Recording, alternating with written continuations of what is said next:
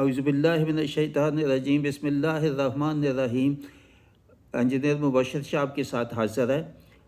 سورہ النساء کی آیات 31-32 بے حد اہم ہیں کہ اللہ کو کیسے محبت کی جائے، اللہ سے محبت کیسے کی جائے، اور اللہ سے دوستی کیسے کی جائے، اور پھر اللہ ان کو دوست کیسے یا ان سے محبت کرے گا جو اللہ سے محبت کریں گے۔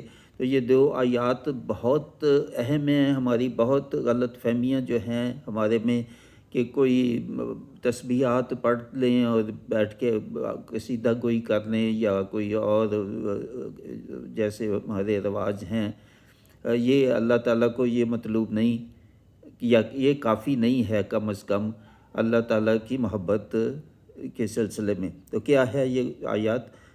قل ان کنتم تحبون اللہ فاتبعونی یحببکم اللہ ویغفر لکم ذنوبکم واللہ غفور رحیم۔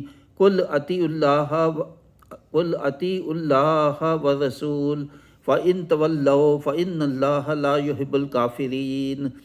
اے محبوب تم فرما دو کہ لوگو اگر اللہ کو دوست رکھتے ہو تو میرے فرما بردار ہو جاؤ، اللہ تمہیں دوست رکھے گا اور تمہارے گناہ بخش دے گا، اور اللہ بخشنے والا مہربان ہے۔ تم فرما دو کہ حکم مانو اللہ اور رسول کا، پھر اگر وہ منہ پھیریں تو اللہ کو خوش نہیں آتے کافر۔ اس میں بہت پیغام ہے۔ محبت کیا ہے؟ محبت یہ ہے کہ اور اللہ سے دوستی کیسے کرو کہ اللہ کا حکم مانو، اس کا فرما بردار ہو جاؤ، اللہ کا حکم مانو۔ حکم کیا ہے؟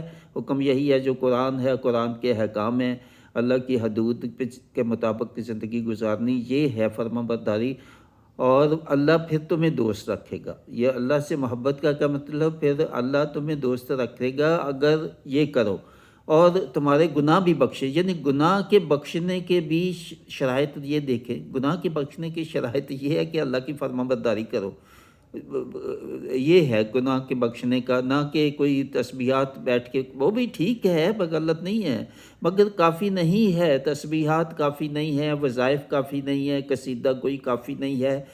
یہ لازمی ہے جو وہ یہ ہے، وہ نہ بھی کرو تو ٹھیک ہے، اس سے کوئی گناہ نہیں، مگر یہ ہے جس سے گناہ ہوگا اگر نہ کرو گے تو اللہ پھر بخشنے والا ہے، اس کے بعد اللہ بخشنے والا ہے آپ کے گناہوں کو۔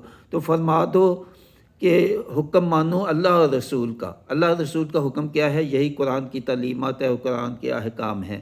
تو پھر اللہ جو ہے وہ، اور جو منہ پھیرے گا، جو اس پہ نہ چلے گا، اس کو نہیں مانے گا، تو اللہ کو خوش نہیں آتے کافر، اور نہ ماننے والے جو بھی ہیں ان احکام